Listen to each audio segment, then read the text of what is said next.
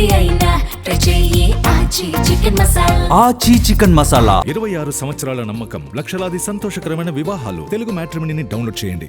బెంగాల్లో మొదలైన హత్య రాజకీయం వివరాల్లోకి వెళ్తే ఎన్నికల ఫలితాలు వెలువడింది ఎప్పుడండి? 4వ తేదీ. అంటే సరిగ్గా 48 గంటలు గడిచిందో లేదో ఈలోపే హత్యలు మనం చూసాం. 24 గంటల్లోపే ఏం జరిగింది అనేది నిన్న కూడా ఒక వీడియో చేశాను. అది బెంగాల్ టు బంగ్లాదేశ్ పరార్ అని చెప్పేసి. అంటే ఎంతకాలం పాటు ఈ రకంగా ఈ పరిస్థితులు నెలకొన్నాయి అక్కడ అర్థం చేసుకోండి. 15 ఏళ్ల పాటు మమతా బెనర్జీ సుదీర్ఘ పాలన చేసింది ఏమిటి అంటే ఇది. అక్రమ చొరబాటుదారులు ఆ రకంగా బంగ్లాదేశ్లోకి ప్రవేశించి బెంగాల్లోకి ప్రవేశించి బంగ్లాదేశ్ నుంచి వచ్చి ఇంతకాలం ఉండి ఇప్పుడు పెట్టే బేడ సర్దుకున్నారు. ఇది ఇలా ఉంటే ఇది జరిగిన లోపే ఒక షాకింగ్ ఘటన. మరీ దారుణం ఏంటి అంటే నడి రోడ్డు మీద పాయింట్ బ్లాంక్లో కాల్చారండి ఓ వ్యక్తిని. ఇంతకు ఎవరు ఏంటి అని తెలియజేస్తా. చూసుకున్నట్లయితే బీజేపీ నేత సువేందు అధికారి వ్యక్తిగత సహాయకుడట. అంటే అతని పిఏ, బీజేపీ నేత సువేందు అతని వ్యక్తిగత పిఏ ఎవరు? చంద్రనాథ్ రథ్. ఆయన్ని హత్య చేశారండి. ఇది కూడా ఎలాగంటే పక్కా ప్రణాళిక రెక్కి నిర్వహించి మరీ 2 రోజుల పాటు రెక్కి నిర్వహించి వీళ్ళు ప్లాన్ చేశారు. సో అంటే రాత్రి జరిగింది ఈ ఘటన. సో అంటే 4వ తేదీ సాయంత్రం నిన్న 6 ఈ 48 గంటల్లో పక్కాగా రెక్కి నిర్వహించుకున్నారు. అంటే ఎన్నికల ఫలితాలు వచ్చేసాయి. సో ఇక వీళ్ళు బీజేపీ కాబట్టి మనం బతకనీరని అనుకున్నారా, రివర్స్ అటాక్ చేద్దాం అనుకున్నారా ఏంటో తెలియదు, కానీ ఆ రకంగా చేశారు. అసలు ఏం చేశారంటే పోలీసులు చెప్తున్న దాన్ని బట్టి దుండగులు ముందుగానే రెక్కి నిర్వహించారని స్పష్టంగా తెలుస్తుంది.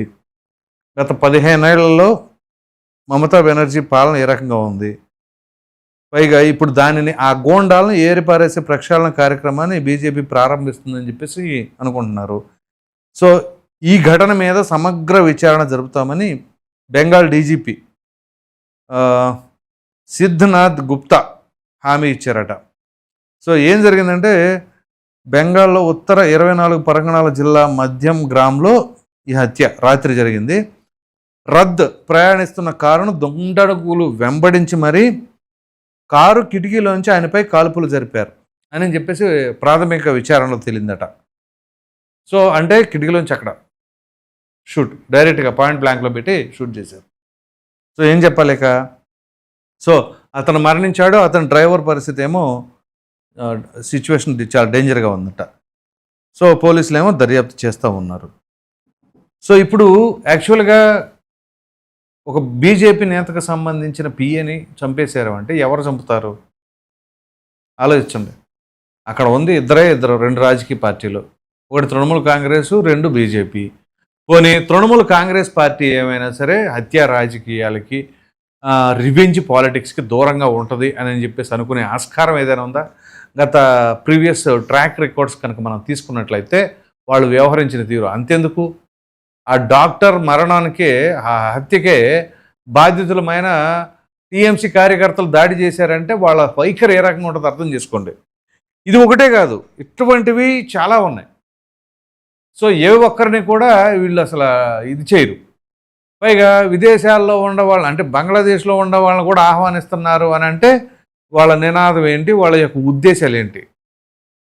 సో ఎప్పటికప్పుడు మనమే అధికారంలో ఉండాలి, మనకు తిరుగు లేకుండా ఉండాలి, మనం అనేక రకాలైన రాజకీయాలు చేయాలి. 2021లోనేమో తనకేదో కాలు బెనికింది అని, కాలు ఇరిగింది అని చెప్పేసి వీల్ చైర్లో తిరిగి మరీ పబ్లిసిటీ సంపాదించి ఎట్టకేలకు మరలా ప్రభుత్వాన్ని స్థాపించగలిగింది.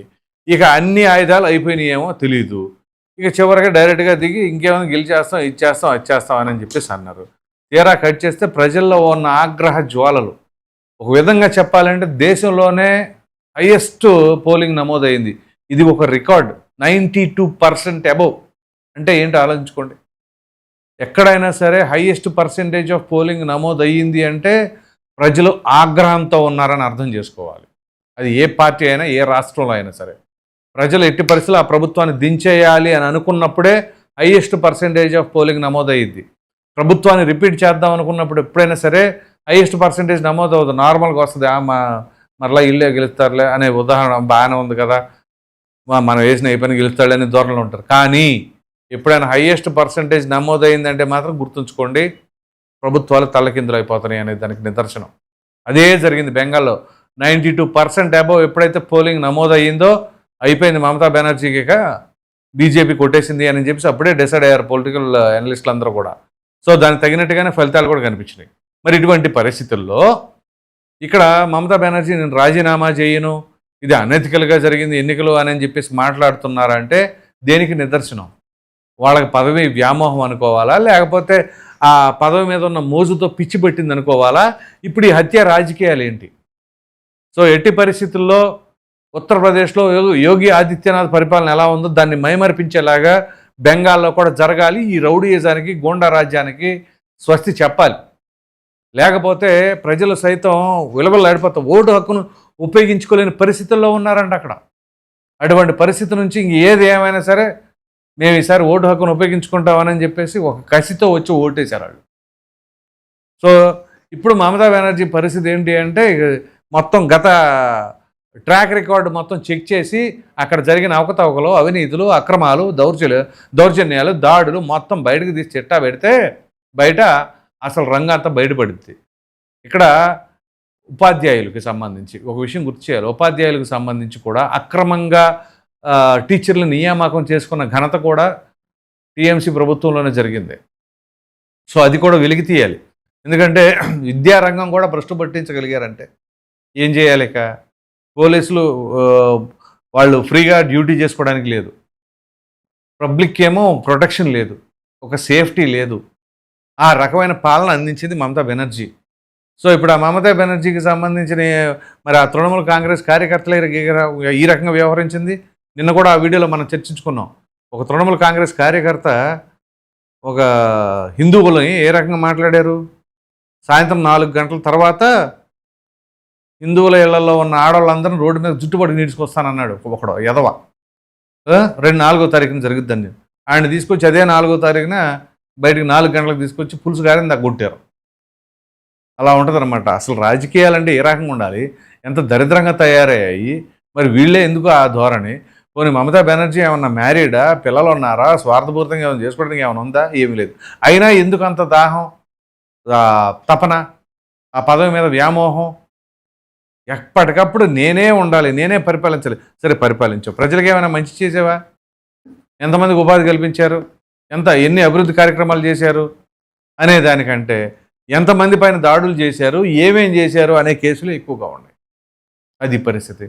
మరి ఇప్పుడు ఇంకా కొత్త ప్రభుత్వం అనేది ఏర్పడలా, ఈలోపే బీజేపీకి సంబంధించిన నాయకుడు పిఏని అంత దారుణంగా హతమార్చారు అంటే ఖచ్చితంగా దీనిపైన రాష్ట్ర ప్రభుత్వం అంటే కొత్తగా ఫామ్ అవబోయే ప్రభుత్వం కఠినంగా వ్యవహరించాలి. ఆ రకంగా వ్యవహరించేలాగా చూడాలి. పోలీస్ వ్యవస్థ కూడా చాలా పటిష్టంగా ఉండాలి.